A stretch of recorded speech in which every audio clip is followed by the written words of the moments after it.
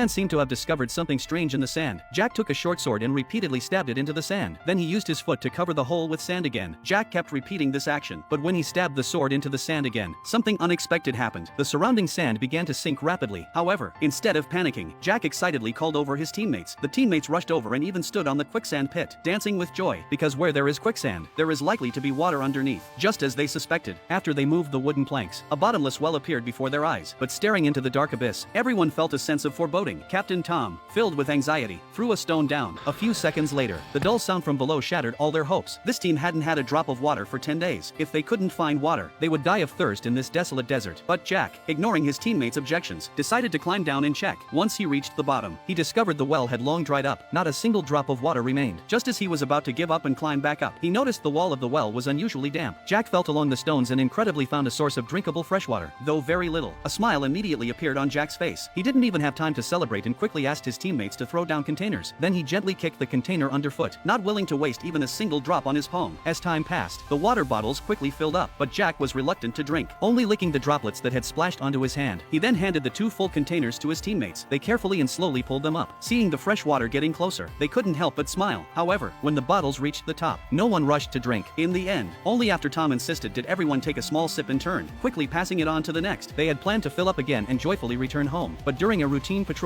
they unexpectedly discovered several enemy soldiers.